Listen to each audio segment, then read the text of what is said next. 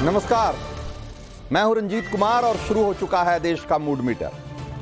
दुनिया के सबसे बड़े लोकतंत्र में संविधान ऑक्सीजन की तरह है। 140 करोड़ हिंदुस्तानियों को जीने, खाने, पहनने, घूमने और बोलने जैसी हर तरह की आजादी इसी संविधान से मिलती है। इसीलिए आज जब पीएम मोदी 18वीं लोकसभा के पहले संसद सत्र की शुरुआत के मौके पर संसद पहुंचे तो उन्होंने देश को 50 साल पुराने उस दौर की याद दिलाई जब संविधान का गला घोट दिया गया और देशवासियों से हर तरह की आजादी छीन ली गई। 50 साल पहले आपातकाल लगाकर संविधान को पूरी तरह से नकार दिया गया।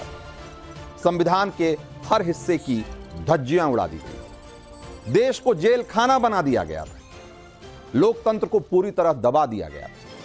जिस वक्त प्रधानमंत्री नरेंद्र मोदी संसद की नई इमारत के सामने आपातकाल के उस दौर पर चोट कर रहे थे, उसी वक्त संसद के दूसरे हिस्से में विपक्षी नेता संविधान हाथ में लेकर प्रदर्शन कर रहे हैं। राहुल गांधी, मल्लिकार्जुन खड़गे, अखिलेश यादव मोदी सरकार को संविधान विरोधी बता रहे हैं। लेकिन ऐसा कहने के पीछे की वजह क्या थी, यह समझा नहीं पाए। राहुल गांधी ने तो यहां तक कह दिया कि हिंदुस्तान के संविधान को कोई शक्ति छू नहीं सकती।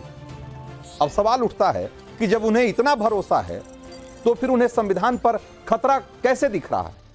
किसकी वजह से संविधान खतरे में? इस सवाल का जवाब राहुल गांधी ने नहीं दिया। यह मत भूलिए कि यह वही विपक्ष है जो चुनाव से पहले प्रचार कर रहा था कि मोदी 400 से ज्यादा सीटें जीत जाएंगे तो संविधान बदल देंगे। चुनावी रिजल्ट आने के बाद अब यही विपक्ष बोल रहा है या बोल रहा था कि 400 पार होने से रोक के उन्होंने संविधान को बचा लिया है। और अब एक बार फिर से अब ये कह रहे हैं कि 240 सीट वाली जो बीजेपी है इसकी वजह से संविधान खतरे में। तो भाई संविधान खतरे में कब आ जा रहा है, किसकी वजह से आ रहा है? और जब 400 से अगर खतरा था तो ये 240 वाले से फिर कैसे खतरा हो गया? इस सवाल का कोई जवाब नहीं है विपक्ष के पास। संविधान और लोकतंत्र को लेकर संसद में बड़ी दिलचस्प लड़ाई चल रही है। इसके हर पहलू की पड़ताल आज हम करेंगे, लेकिन उससे पहले वो सवाल जिसका मूड मीटर में आपको देना है जवाब, और वो भी क्यूआर कोड स्कैन करके। तो सवाल क्या है, जरा एक बार पहले वो देख लेते हैं जल्दी से। सवाल नंबर 1, संसद के पहले दिन संविधान लेकर विपक्ष के प्रदर्शन को आप कैसे देखते हैं? ऑप्शन ए है विपक्ष ड्रामा कर रहा है, ऑप्शन बी है सरकार को घेरने की कोशिश है, और ऑप्शन सी है संसद को नहीं चलने देने के मकसद से ये सारी ड्रामेबाजी। क्या सोचते हैं आप, बताना शुरू करिए। सवाल नंबर 2, मोदी सरकार का रवैया संविधान विरोधी और तानाशाही वाला है क्या? यह सवाल है और इसका ऑप्शन है यह विपक्ष का फैलाया हुआ प्रोपेगेंडा है। और ऑप्शन बी है विपक्ष मोदी सरकार को बदनाम कर रहा है, और ऑप्शन सी है कि हार की खींच निकाल रहा है विपक्ष। तो क्या सोचते हैं इस सवाल के जवाब में भी आप जल्दी जल्दी क्यूआर कोड स्कैन करिए और जवाब देना शुरू करिए। सवाल नंबर 3 आपके सामने है, संविधान और लोकतंत्र को सबसे ज्यादा नुकसान किसने पहुंचाया? क्योंकि सवाल यही है और पूरी पॉलिटिक्स इसी सवाल के इर्द गिर्द घूम रही है कि ये संविधान क्या वाकई खतरे में है, क्या लोकतंत्र वाकई खतरे में है, और अगर एक खतरा है तो किससे है? और ऑप्शन आपके सामने है, कांग्रेस की सरकारों ने ज्यादा खतरा पहुंचाया, ज्यादा नुकसान पहुंचाया लोकतंत्र को और संविधान को। ऑप्शन बी है बीजेपी की सरकार ने ज्यादा नुकसान पहुंचाया, और ऑप्शन सी है लोकतंत्र और संविधान को कोई खतरा नहीं है, यह सिर्फ प्रोपेगेंडा है, सिर्फ पॉलिटिक्स है। तो क्या सोचते हैं इस सवाल के जवाब में हमें बताना शुरू करिए, और जवाब कैसे देना है ये आपको पता है। आपके सामने जो टीवी स्क्रीन है उस पर जो क्यूआर कोड दिखाई दे रहा है दाहिनी तरफ, उसे आप जैसे ही स्कैन करेंगे आपके सामने इन्हीं 3 सवालों की लिस्ट खुल जाएगी। उसे आप अपना जवाब भर के सबमिट कर दीजिए और आखिर में अपनी डिटेल जरूर भरिएगा, क्योंकि उसी के आधार पे हम हर रोज 4 लकी वोटर का भी चुनाव करते हैं। तो आप जल्दी जल्दी जवाब देना शुरू करिए और हम लौटते हैं फिर से आज के मुद्दे पे। संविधान की रट लगा रहे जो नेता हैं उनको ये बात शायद याद नहीं है, या ये बात वो भूल रहे हैं कि संविधान में संशोधन भी एक संवैधानिक प्रक्रिया है। और अगर कोई सरकार संविधान में संशोधन कर रही है, इसका मतलब ये नहीं है कि वो सरकार संविधान को खत्म कर रही है या वो सरकार संविधान के साथ छेड़छाड़ कर रही है। क्योंकि उसमें संशोधन जो प्रक्रिया है वो भी एक संवैधानिक प्रक्रिया है, उसका अधिकार भी संविधान ही उन्हें देता है। फिर भी अगर उन्हें लगता है कि संविधान संशोधन संविधान के साथ छेड़छाड़ है, तो आपको याद दिला देना चाहता हूं कि संविधान बनने के बाद सबसे पहले पंडित जवाहरलाल नेहरू ने ही संविधान में बदलाव किया था, यानी कि पहला संशोधन भी पंडित जवाहरलाल नेहरू ने किया था। फिर उनकी बेटी प्रधानमंत्री बनी इंदिरा गांधी। जब वो सत्ता में आई तो उन्होंने इमरजेंसी लगाया और वो भी कोर्ट के एक जजमेंट को नकार दिया। फिर जब इंदिरा गांधी के बेटे राजीव गांधी प्रधानमंत्री बने तो उन्होंने मीडिया को कंट्रोल करने के लिए एक बिल लेकर आए थे, लेकिन जब बहुत हो हल्ला हुआ तो बैकफुट पर चले गए। तो ये समझना जरूरी है कि कौन और कब कब किसने कैसे संविधान और लोकतंत्र को चोट पहुंचाने की कोशिश की, कब कब किसकी वजह से संविधान और लोकतंत्र पर अगर वाकई कहीं भी खतरा आया या कोई नुकसान हुआ तो कब आया। आज हम आपको ये बातें सिलसिलेवार तरीके से बता रहे हैं। राहुल गांधी अब राहुल गांधी कांग्रेस को चला रहे हैं और आपको पता होगा वो आज संविधान की कॉपी लेकर वो लोकसभा में प्रदर्शन कर रहे थे, संसद भवन में प्रदर्शन कर रहे थे।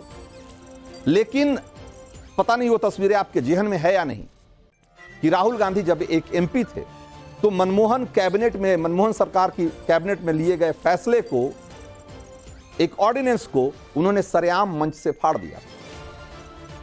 क्या ये एक तरीके से एक सरकार का जिसको सरकार यानी कि चुनी हुई सरकार लोगों के मैंडेट से चलती है, लोगों ने उसे सरकार चलाने का जो मौका दिया है, ये मौका जनता ने दिया है। तो ये अगर उसके फैसले को अगर कोई एक एमपी फाड़ देता है तो क्या ये लोकतांत्रिक प्रक्रिया और लोकतांत्रिक जो नैतिकता है उसका हनन नहीं है क्या?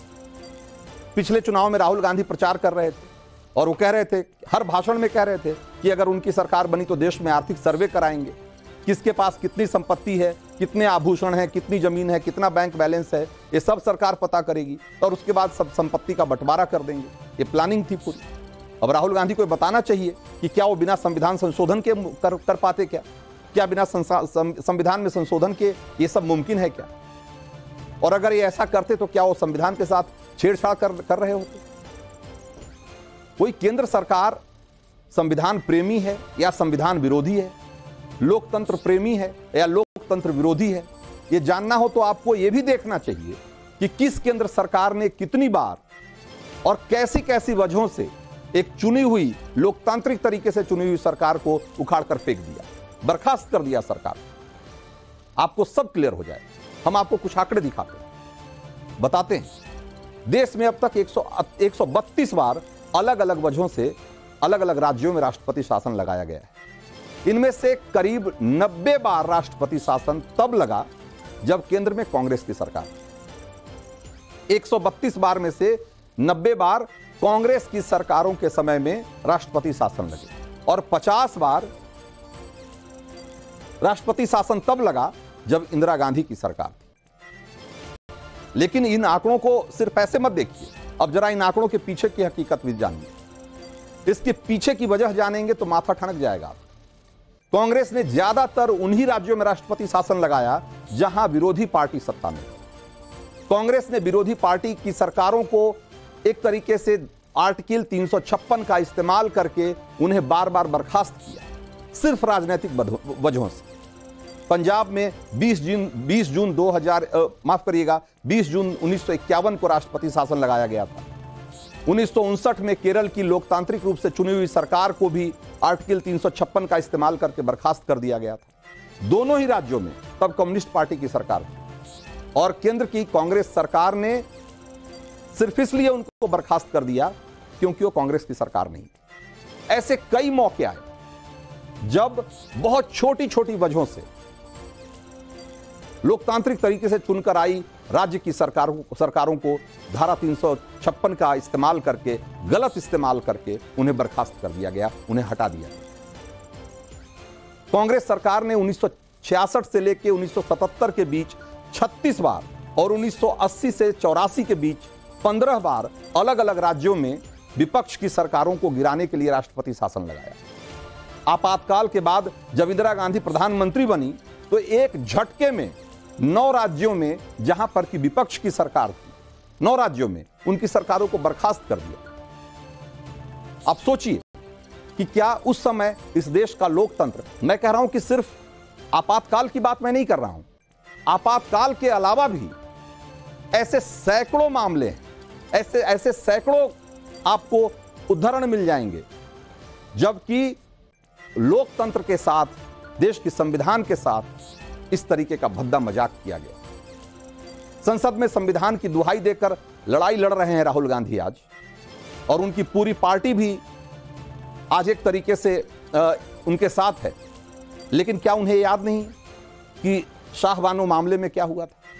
23 अप्रैल 1985 को मोहम्मद अहमद खान वर्सेस शाहबानो केस में सुप्रीम कोर्ट ने 60 साल की महिला को 500 रुपया भत्ता देने का फैसला सुनाया था उसके गुजारे के लिए। लेकिन इस फैसले का विरोध कठमुल्लों ने किया, उन लोगों ने किया जो कट्टर सोच रखने वाले लोग हैं, उन्होंने विरोध किया। और उनको खुश करने के लिए उस समय की सरकार और राजीव गांधी की सरकार ने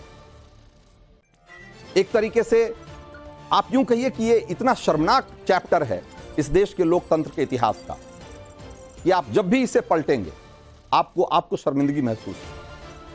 तो उनको खुश करने के लिए, कुछ कट्टरपंथियों को खुश करने के लिए राजीव गांधी ने सदन में मुस्लिम महिला अधिनियम 1986 लाकर सुप्रीम कोर्ट के फैसले को पलट दिया। और अगर उसके अगेंस्ट अब आप देखिए, मोदी ट्रिपल तलाक के खिलाफ कानून लेकर आते हैं जो मुस्लिम महिलाओं को सशक्तिकरण और उनको मजबूत करने के पक्ष में जाता है। ऐसे तमाम आपको उदाहरण मिल जाएंगे कि जब आप देखेंगे कि एक तरफ कैसे कुछ लोगों को खुश करने के लिए, वोट बैंक को खुश करने के लिए लोकतांत्रिक परंपरा और लोकतंत्र को, संविधान को एक तरीके से उसकी धज्जियां उड़ा दी गई, और दूसरी तरफ कैसे लोकतांत्रिक मर्यादा को कायम रखा गया। कांग्रेस के नेता आरोप लगाते हैं कि वो मुस्लिम आरक्षण को बढ़ावा देकर दलितों का हक, ये आरोप लगता रहा है ना कि बीजेपी पे कि अगर इनकी सरकार आई तो आरक्षण खत्म कर देंगे। लेकिन ये बात किसी से छिपी हुई नहीं है कि कैसे कांग्रेसी सरकारों ने दलितों का हक मारा या पिछड़ों का हक मारा मुस्लिम आरक्षण लाकर। और आज कांग्रेस कहती है कि वो संविधान को मजबूती की आवाज इसलिए उठा रही है क्योंकि वो दलितों का हक रखना चाहती है। अब सवाल ये उठता है कि दलितों का सच्चा हिमायती कौन है? क्योंकि जब मोदी ने कश्मीर में धारा 370 से आजादी दिलवाई तो असल में उन्होंने जम्मू कश्मीर के दलितों के लिए पहली बार आरक्षण का लाभ दिलवाया।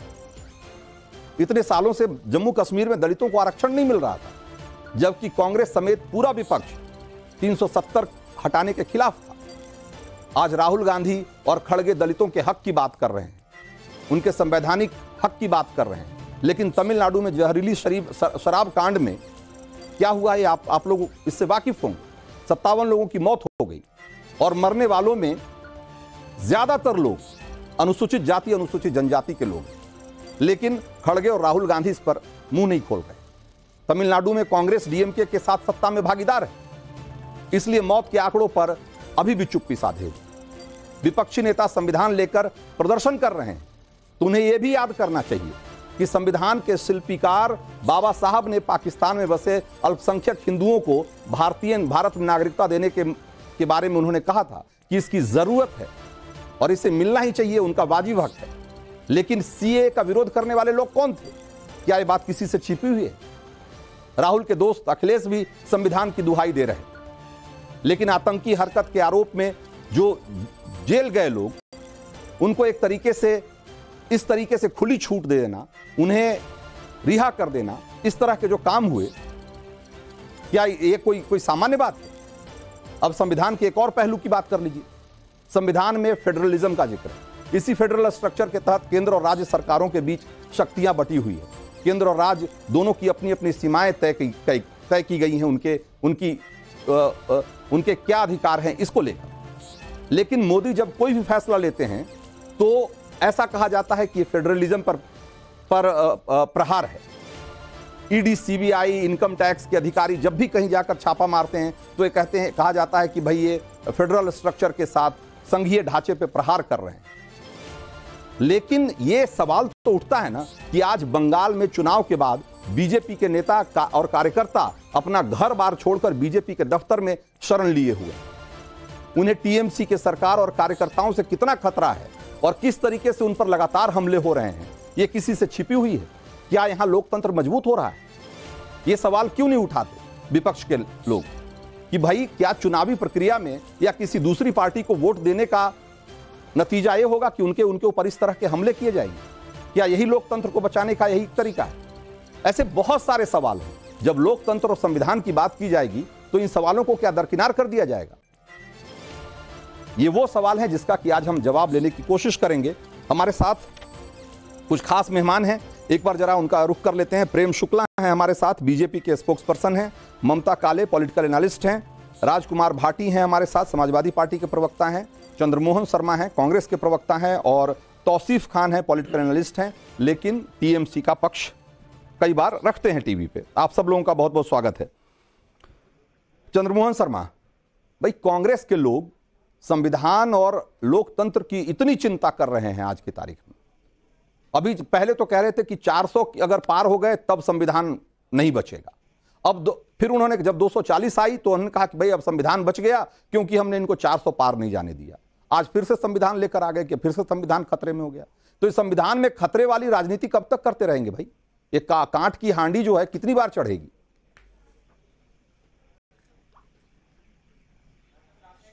देखिए, कांच की हांडी नहीं चढ़ेगी, यथार्थ की राजनीति होगी, प्रवचन की राजनीति नहीं होगी कि प्रवचन दे दो उस पे वचन ना दो, और वचन देने का टाइम आए तो उसको जुमला कह दो। क्योंकि 2014 में जो प्रवचन दिए थे वो 19 गुजर गया, 19 में जो प्रवचन दिए थे 24 आ गया, 24 के आने के ऊपर भी आज क्या बोला है कि सोल्यूशन चाहिए, सोल्यूशन नहीं। तो वो तो हम भी कह रहे हैं कि स्लोगन नहीं चाहिए, आज सोल्यूशन तो कौन चाहिए। सी सरकार स्लोगन नहीं देती भाई? जो 50 गरीबी हटाओ का नारा भी तो आप दिए थे, गरीब हट गए क्या? अभी भी तो वही गरीबी की राजनीति कर रहे हैं, खटाखट। अब वो दूसरा फॉर्मूला राहुल ले आए, खटाखट फॉर्मूला ले आए उसको हटाने का। तो राहुल तो इंदिरा गांधी हटा रही थी, उनसे नहीं हटा। रंजीत जी तो जुमले तो हमेशा चलते रहे। रंजीत जी हाँ। प्रेम शुक्ला जी और दो प्रवक्ता बैठे हैं, बहुत सक्षम हैं। आपका प्रश्न का जवाब देने दीजिए मुझे। हाँ, वो दोनों बहुत सक्षम है, मेरी बात का जवाब दे देंगे। अब प्रश्न क्या है, सोल्यूशन क्या है? 50 साल को याद कर रहे हैं, 50 साल पहले सवाल तो कर नहीं रहा, लेकिन 50 साल के बाद देश से जुड़ा हुआ सवाल कर रहा हूं ना चंद्रमोहन जी। और आप मुझे बोलने नहीं देंगे तो क्या फायदा है मुझे बुलाने का? हाँ बोलिए, नहीं बोलिए, आप अपनी बात पूरी कर लीजिए, कर लीजिए। अरे मेरे को आपकी बात का जवाब तो देने दीजिए रंजीत जी। भाई मैं कह रहा हूं संविधान, आप चंद्रमोहन शर्मा भाई, हमने सवाल किया आपसे कि भाई लोकतंत्र और मैं मुंह पे हाथ रख लेता हूं, आप बोलिए। हाँ नहीं आप, मैं भाई एक छोटा सा सवाल हमने किया, उसका जवाब आप नहीं दे रहे हैं भाई। आप ये चाहते हैं कि आपको बोलने की छूट दे दी जाए, आप जो चाहे वो बोल दें। मैं कह रहा हूं उसी से जुड़ा हुआ काउंटर क्वेश्चन नहीं कर सकता हूं क्या मैं आपसे? अगर नहीं कर सकता हूं तो भी आप बता दीजिए। चलिए। नहीं, मैं मुंह पे हाथ रख के सुनूंगा, आप बोलिए। आप बोल लीजिए, मैं सुनूंगा। नहीं आप बोल लीजिए, बोलिए ना। नहीं, अगर आप बोलने देंगे तो मैं बोलूं, नहीं तो मुंह पे हाथ रख के सुनता रहूंगा। बुलाया ना श्रीमान आपको। देखिए अभी बात क्या है कि 50 साल, अब 50 मैं दे रहा हूं आपको सोल्यूशन, आपकी बात का जवाब दे रहा हूं। जब 50 साल को याद कर रहे हैं तो उस 50 साल के अंदर आज जो देश के नौजवान के बच्चों के पेपर लीक हो जाते हैं, उसके ऊपर देश के माननीय प्रधानमंत्री चुप हो जाते हैं। और पेपर भी 70 लीक होते हैं, नीट के, एनआईटी के, देश के बच्चे सड़कों के ऊपर हैं। सदन का पहला दिन है, देश के प्रधानमंत्री को इमरजेंसी याद आ जाती है, स्लोगन की बात याद आ जाती है, लेकिन देश के भविष्य की बात याद नहीं आती है। तो ये तो प्रश्न खड़ा करना पड़ेगा कि इमरजेंसी से भी बड़ी इमरजेंसी लग गई देश के अंदर कि अगर एक माँ बाप अपने बच्चों को पढ़ाता और बच्चा अगर तैयारी करता है और उसके पेपर लीक हो जाए, और झरझर जैसे ऐसे स्कूल के अंदर जहां 6 विद्यार्थियों के 720 में से 720 नंबर आ जाए और बाकी बच्चों के 708 नंबर आ जाए, और वो स्कूल किसका हो? वो भाजपा के तंत्र से जुड़ा हो, भाजपा के लोगों का हो। और एनटीए के अंदर जो शख्स बैठा हो वो एक संस्था और संघ से जुड़ा हुआ हो, तो देश के भविष्य क्या करेगा? उस पर तो आपने इमरजेंसी लगा दी, और वो भी इमरजेंसी जो देश के नौजवान भविष्य डॉक्टर बनता है, जो देश का भविष्य इंजीनियर बनता है। हाँ। और अब आप प्रश्न करते हैं कांग्रेस पे, तो संविधान तो याद करना ही पड़ेगा ना, क्योंकि संविधान के दायरे के अंदर ही तो है कि आज देश के अंदर उसी संविधान की कॉपी के अंदर जो 400 के पार जाने की पार्टी बात करती थी, जिसके नेता संविधान बदलने की बात करते थे, भाई नहीं, चंद्रमोहन शर्मा आपको ये बताना चाहिए, आपको मैंने कहा ना कि मैंने आपसे सवाल किया लोकतंत्र और संविधान पे। अगर आप पेपर लीक पे चर्चा करना चाहते हैं तो अलग बात है, पेपर लीक पे हम अलग अलग समय पे चर्चा करते रहे हैं। नीट का जो सवाल है उस सवाल को भी उठाते रहे हैं, और टाइम्स नाउ और भारत में मतलब है देश का भविष्य और सबसे जोरदार तरीके से हमने सवाल उठाया नीट को लेकर। सवाल ही नहीं है क्या हम नीट पे और पेपर लीक पे भी सवाल करने के लिए यहाँ हैं? नहीं, मैं सवाल कर रहा हूं कि भाई लोकतंत्र अगर खतरे में है तो कैसे खतरे में है? और अगर लोकतंत्र अगर आपको लगता है कि पेपर लीक की वजह से लोकतंत्र खतरे में है, तो भाई अखिलेश यादव के साथ आज प्रदर्शन कर रहे थे, अखिलेश यादव के साथ प्रदर्शन कर रहे थे ना राहुल गांधी, तो उनको बताना चाहिए कि अखिलेश यादव के समय में कितनी बार पेपर लीक हुआ है, क्या उस पर भी तो बात होनी चाहिए ना। क्या पेपर लीक सिर्फ इन्हीं के राज में हो रहा है क्या? लेकिन सवाल यह है कि हम पेपर लीक पे चर्चा नहीं कर रहे, पेपर लीक पे चर्चा नहीं कर रहे, इसलिए मैं उस पर नहीं जाऊंगा। प्रेम शुक्ला, सवाल यह है कि भाई संविधान और लोकतंत्र खतरे में है, ये भी एक तरह का जुमला ही है। कुछ नहीं, कोई मुद्दा नहीं समझ में आ रहा है तो कह देना है कि हाँ जी लोकतंत्र खतरे में है, आरक्षण खतरे में है, संविधान खतरे में है। कैसे खतरे में है बताने को तैयार नहीं जी। क्या खतरा है ये भी नहीं बता रहे। देखिए रंजीत जी, आपने स्वयं जो आपका ओपनिंग रिमार्क्स था उसमें संविधान पर खतरा किसने लाया, संवैधानिक संस्थाओं की अवमानना किसने की, संवैधानिक संस्थाओं को बारंबार कलंकित करने का कुत्सित कुकर्म किसने किया, इसको आपने विस्तार से बताया। 1959 में पहली बार जब पंडित जवाहरलाल नेहरू की सरकार ने केरल में कम्युनिस्टों की नंबूदिरीपा सरकार को बर्खास्त करने का निर्णय लिया, और तब कांग्रेस की अध्यक्षा पंडित जवाहरलाल नेहरू की पुत्री श्रीमती इंदिरा गांधी हुआ करती थी। तब उस समय श्रीमती इंदिरा गांधी के पति फिरोज गांधी ने कहा था कि ये हिटलर वाली गतिविधि आपकी है, यानी अपनी पत्नी को ही लेडी हिटलर कहा था, और वो कालांतर में सत्य सिद्ध हुआ जब 1975 में 25 जून 1975 को लोकतांत्रिक परंपरा मूल्य सबको खंडित करते हुए आपातकाल लागू करके 1.5 लाख से अधिक विरोधियों को जेलों में ठूंस दिया गया, और उस काले दिन ने इस देश में नई राजनीतिक पौध पैदा की। आदरणीय मुलायम सिंह यादव जी हो, लालू जी हो, रामविलास पासवान रहे हो, ये सब जयप्रकाश नारायण जी के नेतृत्व में, आदरणीय अटल बिहारी वाजपेयी जी, आदरणीय आडवाणी जी सब जेल गए, नानाजी देशमुख सब जेल गए, और किसी पर भी मीसा के तहत जो मामले हुए और DIR के तहत जो कार्रवाई की गई, किसी का कोई कारण नहीं बताया गया। ये इस देश में हुआ। 90 से अधिक सरकारों को, जो नंबूदिरीपा से प्रारंभ होकर नीतीश कुमार तक 90 सरकारों को बर्खास्त करने का काम कांग्रेस की केंद्र की सरकार ने किया, और उसमें सब अधिकांश विपक्ष की सरकारें ही थी, उनको बर्खास्त किया इन्होंने।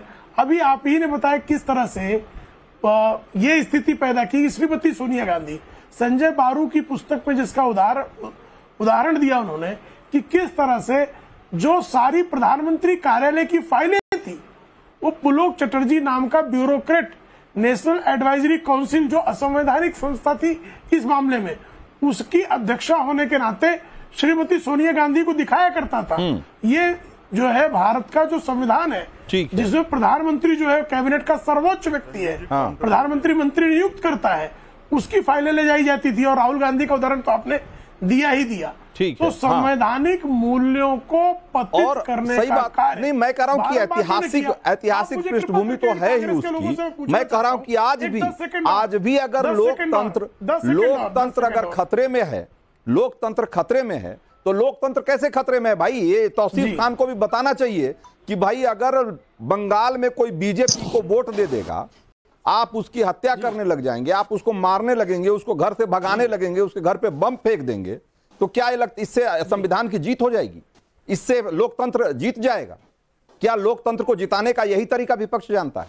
क्या टीएमसी के इसी रवैये से लोकतंत्र इस देश में मजबूत होगा क्या? तौसीफ खान, देखिए रंजीत जी, ये नैरेटिव, झूठा नैरेटिव बीजेपी मीडिया सेल द्वारा हर इलेक्शन के दौरान चलाए जाते हैं। भाई 7 फेजेस में बंगाल में इलेक्शन करवाए गए, सेंट्रल फोर्सेस के हैवी डिप्लॉयमेंट रहे, चुनाव के बाद भी सेंट्रल फोर्सेस जो बंगाल में रही, और खुद बीजेपी के नेताओं ने कहा कैमरा में कि इस साल जो है चुनाव बहुत बड़ा अच्छा रहा, पीसफुल रहा, फ्री एंड फेयर रहा, क्योंकि उन्हें एग्जिट पोल में दिख गया था कि भाई बहुत अच्छा रिजल्ट आने वाला। लेकिन अब चूंकि रिजल्ट खराब हो गई तो इस तरह की बातें बोलते हैं। लेकिन इस तरह की बातें बोल के कोई सारी बातें बेमायने हैं। भाई अगर आपको सच में कोई तकलीफ है, आपके सेंट्रल फोर्सेस बंगाल में है, आपके हाई कोर्ट आपके पास में है, हाई कोर्ट हमेशा एंटरटेन करता है कोई भी पिटीशन रहा है, कलकत्ता हाई कोर्ट, आपके पास में सारे एग्जाम्पल्स मौजूद है। अरे तो इस तरह की बातें बोलकर इतनी सारी खबरें हम चला रहे हैं, इतने सारे केस स्टडी हैं तौसीफ खान, जिसमें लोग कह रहे हैं कि भागकर वो अपने पार्टी के दफ्तरों में, अपने सगे संबंधियों के यहां बड़े शहरों में छिपकर रह रहे हैं, इसलिए क्योंकि उनको टीएमसी से खतरा है। वो कह रहे हैं क्योंकि भाई उनको घर में नहीं रहने दिया जा रहा, उनको धमकियां मिल रही है, उनके साथ मारा पीटा जा रहा है। भाई अगर इस, और ये कोई पहली बार इस तरह से थोड़ी हो रहा है। नहीं, और अगर तो आप इतने ही लोकतंत्र में यकीन करने वाले लोग हैं तो केंद्रीय बलों की जब वहां तैनाती हो रही थी तो उसके खिलाफ कोर्ट भी जाने वाले आप ही लोग थे। तो भाई उसमें आप लोगों को क्या तकलीफ थी, ये भी बताना चाहिए था। मैं जवाब भी दे दूं। देखिए आपने सही कहा कि बहुत सारे वीडियोस आपके पास में है जिसको आप चला रहे। आपको याद होगा, आप ही ने वीडियो चलाया होगा संदेश खली का, उन औरतों का, उन लेडीज का जिन्होंने इल्जाम लगाया कि उनके साथ में जो है असॉल्ट का केस हुआ, और फिर आपने ही वीडियो चलाया और भी न्यूज चैनल ने वीडियो चलाया कि बीजेपी के पंचायत के जो प्रधान हैं उन्होंने कैसे पैसा लेकर के इन महिलाओं को पैसा दे करके वो काम करवाया था, और ये सारा पर्दाफाश हो गया था। संदेश खाली का सारा झूठ जो है लोगों के सामने आ गया था, और उसी का नतीजा है कि संदेश खाली में बुरी तरीके से बीजेपी हारे। कहीं भी हारे तो हारे, लेकिन संदेश खाली जहां पे खुद प्रधानमंत्री वहां के कैंडिडेट को सपोर्ट कर रहे, उनसे मुलाकात कर रहे, उनके लिए रैली कर रहे हैं, उनके लिए तौसीफ खान हार जीत अपनी जगह है, लेकिन क्या इसके आधार पे इस तरह के तरीके से चुनावी हिंसा और राजनीतिक हिंसा को क्या आप जस्टिफाई कर सकते हैं? क्या इसलिए क्योंकि कोई हार गया इसलिए उसको प्रताड़ित करने का लाइसेंस आपको मिल जाएगा क्या उसको प्रताड़ित करने का लाइसेंस मिल जाएगा क्या? नहीं रंजीत जी, देखिए और इसीलिए बेफिजूल की बातें हैं कि कोई चुनाव में हार गया इसलिए आरोप झूठे थे। रंजीत जी, मैं आपकी मजबूरी समझ रहा हूं, आप मेरी बात पे बात बोले जा रहे हैं, लेकिन सच्चाई तो लोगों के सामने है ना भाई। संदेश खाली में ये भी सच्चाई है कि आज की तारीख में हिंदुस्तान में राजनीतिक हिंसा अगर कहीं सबसे ज्यादा होती है तो पश्चिम बंगाल है। हर साल ये एनसीआरबी के आंकड़े में बता रहा हूं, ये कहते हैं कि हर साल 70 लोग कम से कम पश्चिम बंगाल में राजनीतिक हिंसा में मारे जाते हैं। देखिए ये मीडिया सेल द्वारा बीजेपी 70 लोगों की हत्या कर दी जाती है राजनीतिक हिंसा में। तो भाई ये आंकड़ा भी तो आप ही के स्टेट का है ना।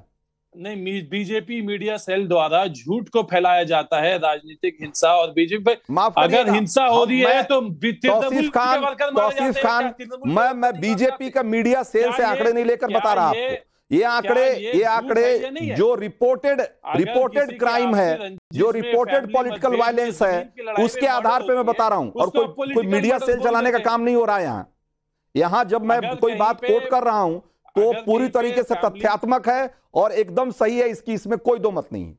मैं कोई यहाँ पर फेक खबरें या कोई फर्जी खबर चलाने का काम हम नहीं करते हैं। रंजीत जी, फेक खबर का मुर्शिदाबाद का आपको याद होगा, 2021 में राजकुमार भाटी के पास चलते हैं जरा। चलाया गया राजकुमार भाटी जी, भाई अगर लोकतंत्र खतरे में है और संविधान खतरे में है, अगर यही लड़ाई लड़नी है तो ये लड़ाई तो सब जगह लड़नी पड़ेगी ना। आपको अपने सहयोगियों से भी पूछना पड़ेगा कि भाई ये इस तरह की राजनीतिक हिंसा नहीं होनी चाहिए। बंगाल में जिस तरह की राजनीतिक हिंसा हो रही है, नहीं, मैं बिल्कुल आपकी बात से सहमत हूं। अगर कहीं राजनीतिक हिंसा होती है, कहीं मतदाता को प्रभावित किया जाता है, तो वो भी लोकतंत्र के लिए खतरा है। लेकिन मैंने आपका पूरा पैकेज बहुत गौर से सुना। मुझे लगता है कि आपके एक तो रिसर्च टीम को और थोड़ी मेहनत करने की ज़रूरत है, उन्होंने रिसर्च कम की है। आपने शुरू में कहा कि विपक्ष ने ये नैरेटिव फैलाया कि संविधान को खतरा, संविधान बदल देंगे, 400 सीट आई। ये शुरुआत की भारतीय जनता पार्टी के फैजाबाद के सांसद लल्लू सिंह जी ने। जब मीडिया वालों ने उनसे पूछा, सबसे पहला बयान लल्लू सिंह का था कि हमें संविधान बदलने के लिए 400 की जरूरत है। फिर इनके कई नेताओं ने इन बयानों को दोहराया, कई दर्जनों लोगों ने। पहली बात तो ये। दूसरा, आपने विरोधाभासी बातें दो कही। एक तो आपने कहा कि संविधान लोकतंत्र के लिए कभी कोई खतरा नहीं हो सकता, ये सुरक्षित है। और फिर आपने लंबे तथ्य पेश किए कि कांग्रेस के शासन में कब कब लोकतंत्र के लिए खतरा हुआ और कब कब संविधान के लिए खतरा हुआ। तीसरी बात, आपने जो सवाल पूछा है जनता से, उसमें पूछा कि क्या संविधान को, लोकतंत्र को खतरा बीजेपी से है या कांग्रेस से है। इसका बड़ा सीधा सा, सरल और असली उत्तर ये है, सही जवाब, कि जो सत्ता में होता है उससे खतरा होता है। जो सत्ता में जब कांग्रेस थी, कांग्रेस के खिलाफ भी आरोप लगाए जाते थे।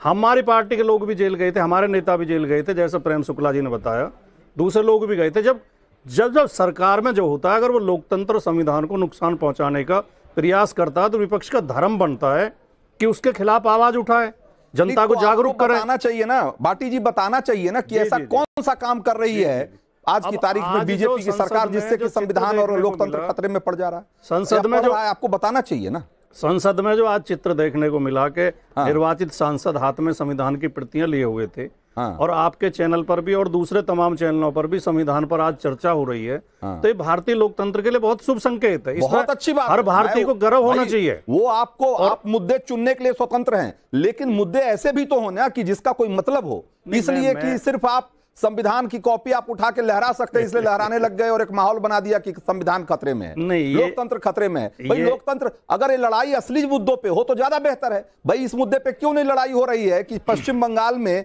चुनाव के बाद जिस तरह की हिंसा हो रही है वो नहीं होनी चाहिए। इससे लोकतंत्र को खतरा है, इससे इस देश के प्रजातंत्र को बड़ा खतरा है। भाटी जी, उस पर कोई बात नहीं हो रही।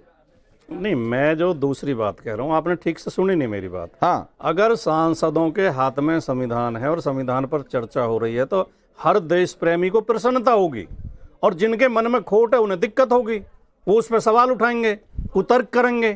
भाई अगर हम संविधान की बात कर रहे हैं तो कुछ गलत तो कर नहीं रहे। संविधान देखिए, जब अब पिछले लोकतंत्र के लिए आप कह रहे हैं लोकतंत्र को क्या खतरा है बीजेपी की सरकार में, पिछले 10 साल विपक्ष का नेता नहीं रहा संसद में, जबकि ऐसा कोई कानूनी प्रावधान नहीं है, ना संविधान इंकार करता है ना कोई कानून इंकार करता है। अगर मोदी जी चाहते तो विपक्ष का नेता बना सकते थे। दिल्ली की विधानसभा इसका उदाहरण है।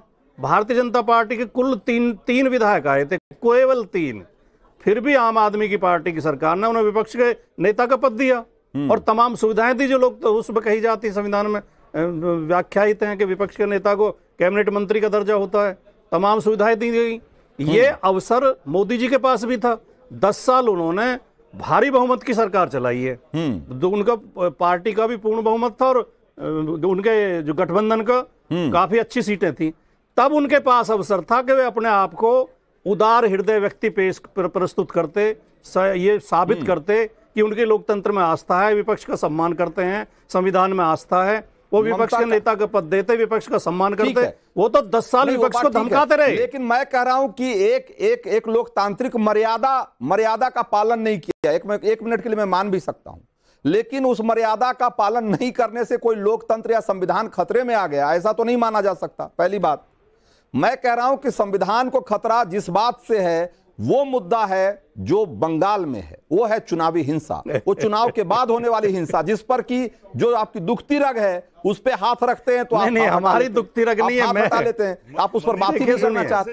भाई लोकतंत्र के लिए तो मर्यादा तो खैर कब कैसे कैसे टूटती रही है उसका तो एक लंबा इतिहास है। भाटी जी, लोकतंत्र के लिए भारत में कितना बड़ा खतरा है इस बात का प्रमाण किस तरह की पॉलिटिक्स से, किस तरह की राजनीति से इस देश के संविधान और लोकतंत्र को खतरा, जरा बताइए।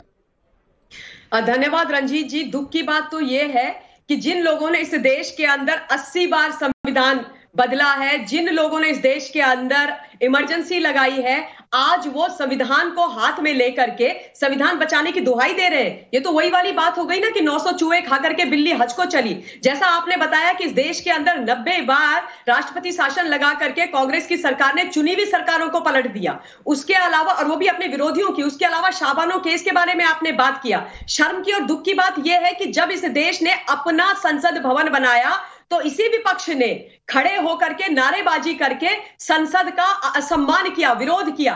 क्या यह संविधान की सुरक्षा करना और रक्षा करना होता है? क्या यह है आपका संविधान के प्रति सम्मान?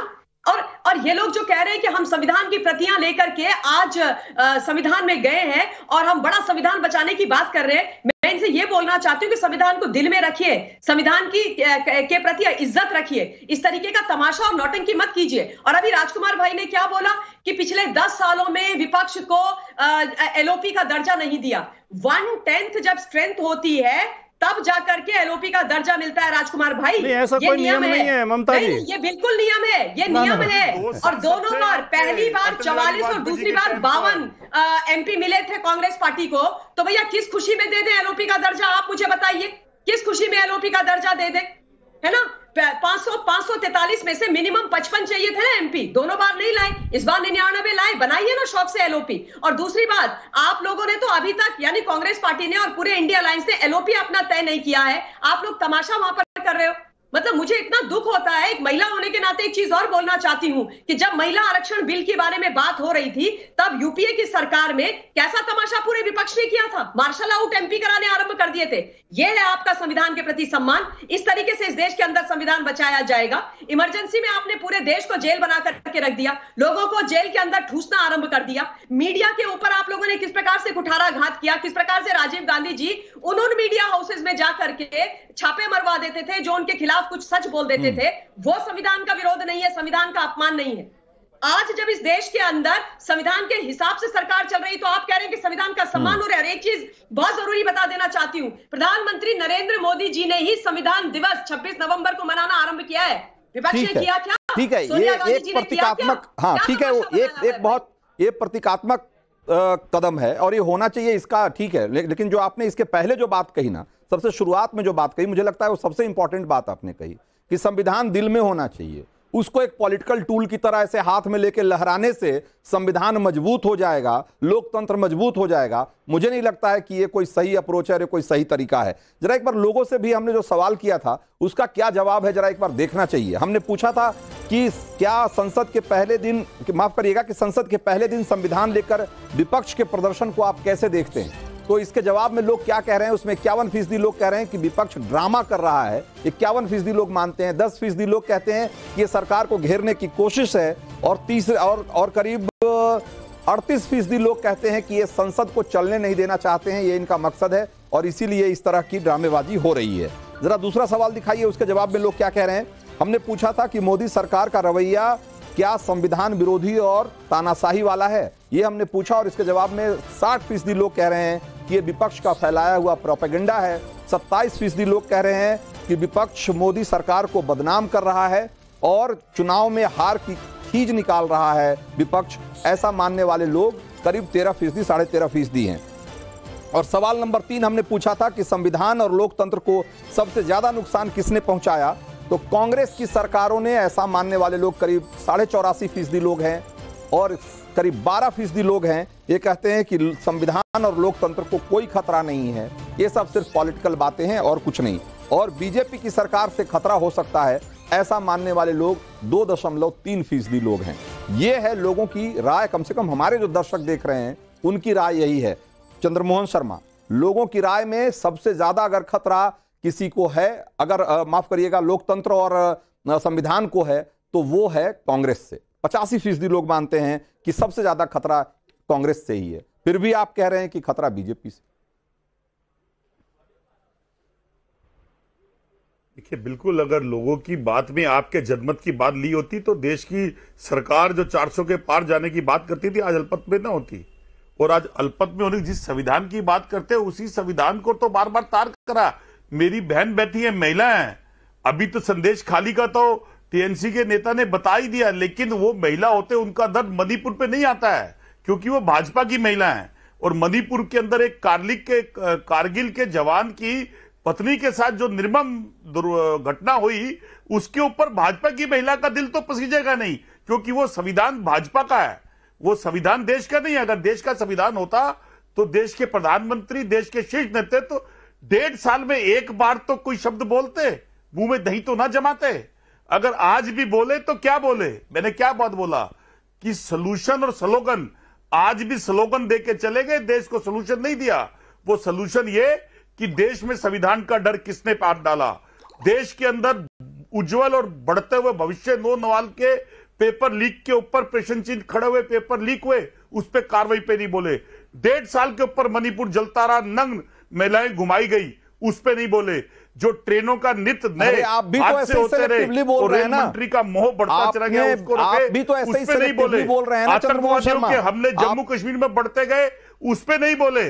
तो ये संविधान के दायरे के अंदर विपक्ष की आवाज है, जो देश की जनता के रूप के अंदर जो कांग्रेस और जो इंडिया गठबंधन को देश की जनता ने बहुमत दिया है, वो बहुमत है जो संविधान ने दिया। चंद्रमोहन शर्मा, ये बात ठीक है, ये बात आप जो कह रहे हैं इसमें बहुत हद तक सच्चाई है, इसमें कोई दो मत नहीं है कि भाई मणिपुर पर बोलना चाहिए था, नहीं बोला, बोलना चाहिए था, बिल्कुल बोलना चाहिए था, लेकिन आप भी तो नहीं बोल रहे हैं बंगाल पे, आप भी तो संदेश खाली पे चुप रहे, और आप भी अभी जो चुनावी हिंसा हो रही है उस पर भी नहीं बोल रहे हैं। प्रेम शुक्ला, जरा मैं एक बार इनसे जवाब ले लूं, जो चंद्रमोहन शर्मा आरोप लगा रहे हैं उसका जवाब प्रेम शुक्ला से ले लेते हैं। संदेश खाली का जो ड्रामा भाजपा के नेताओं ने करा, अगर ऐसा होता तो संदेश खाली भी जीतते, ऐसा होता नहीं, जीत हार का ऐसा होता, जीत हार अलग चीज है, जीत हार से तय नहीं होते, जो आपराधिक मामले हैं उसका जीत हार से कोई लेना देना नहीं है। चंद्रमोहन शर्मा, देश की जनता ने नकार दिया, चंद्रमोहन शर्मा उसका जीत हार से कोई लेना देना नहीं है, करती है नोटंकी और नोटंकी भाई। आप बहुत सारे मुद्दे आपने ऐसा उठाया, आपने ऐसे मुद्दे उठाए, जैसे उदाहरण के तौर पे आपने हिमाचल और उत्तराखंड में सबसे ज्यादा लोग सेना में जाते हैं, वहां आपने मुद्दा उठाया सेना में जो भर्ती का, उसमें वो मुद्दा नहीं चला, वहां वहां से 5 सांसद जीते, यहां से 4 सांसद जीते। इसका मतलब ये मान लिया जाए कि आपने जो मुद्दा उठाया गलत था। भाई मुद्दों का चुनावी जीत हार से क्या लेना देना है? अगर ऐसा होता संदेश खाली में, अगर चुनाव तो अगर चुनाव जीते, अगर हार गई है तो केस बंद कर दिया जाए, इसका मतलब जांच बंद कर देनी चाहिए। ये तो कोई दलील नहीं हुई ना रंजीत भाई। हाँ ठीक है रंजीत जी, अगर समय कम है, एक बार जरा क्लोजिंग कमेंट लेते हैं ना। पूर्ण बहुमत की हो और देश के अंदर प्रेम शुक्ला। हाँ जी रंजीत जी, देखिए मणिपुर पर जब आदरणीय प्रधानमंत्री जी संसद में बोलने खड़े हुए तो विपक्ष खुद भाग खड़ा हुआ। ये दृश्य तो आपने स्वयं देखा होगा। आदरणीय मोदी जी हर विषय पर, आदरणीय गृहमंत्री जी हर विषय पर जो विपक्ष प्रश्न उठाता है उसका उत्तर देते हैं। ये सुनने के लिए कब बैठते हैं? और कृपा करके मुझे बताइए, 10,000 सिखों का नरसंहार 1984 में कर दिया और उसके बाद कांग्रेस जो है प्रचंड बहुमत से जीती, तो नरसंहार योग्य था क्या? ये कहना चाह रहे हैं आप कि सिखों का नरसंहार करने का जो कुकृत्य राजीव गांधी के नेतृत्व में हुआ, किसानों को आपके बीच में बोलने ये गरीब आदमी है भाई साहब से जिन कानूनों को समय का मैं बस उनको अपनी बात बंद कर रखा है, पूरी करने दीजिए। क्यों चिल्ला रहे हैं? बात पूरी करने दीजिए चंद्रमोहन शर्मा। चिल्ला रहे हैं? हाँ प्रेम शुक्ला, क्यों चिल्ला रहे हैं शर्मा जी चिल्लाइए बस। समय कम है, बस क्लोजिंग कमेंट है, इसलिए अभी नए आप टीवी पे आए, चिल्लाइए शुक्ला जी। मैं बोल रहा हूँ जो देश के अंदर आपने किसानों, चिल्लाइए मत मित्र, आराम से शांति से। ठीक है समय, अरे भाई समय कम, 10,000 है, बिल्कुल सिखों का नरसंहार हो गया। हाँ। और किसी को आपने न्याय नहीं दिया, उल्टा आपने जिन महिलाओं पर बलात्कार हुआ, कांग्रेसी गुंडों ने बलात्कार किया, उन महिलाओं को टाटा बंद कर दिया। ठीक है, ये आपका जो है इसमें कमलनाथ। ठीक है, आप देखिए समय देश का मूड मीटर में वक्त आज इतना ही था। आप सब लोगों का बहुत बहुत शुक्रिया इस चर्चा में भाग लेने के लिए। अब जरा वक्त है कि आज के जो देश के मूड मीटर के जो विजेता हैं, लकी वोटर हैं, उनका नाम जल्दी से अनाउंस करने का। और आज के जो विनर हैं, लकी विनर हैं, वो हैं कृष्ण कुमार उत्तर प्रदेश के और अनीता साहू झारखंड की हैं। इसके अलावा 2 और लकी वोटर जो हैं वो हैं अरविंद कुमार और आर्यन बनर्जी। तो इनको आज मूड मीटर की तरफ से मिलता है इनाम। और देश का मूड मीटर में आज इतना ही, लेकिन नवभारत पर खबरों का सिलसिला जारी है। आप बने रहिए।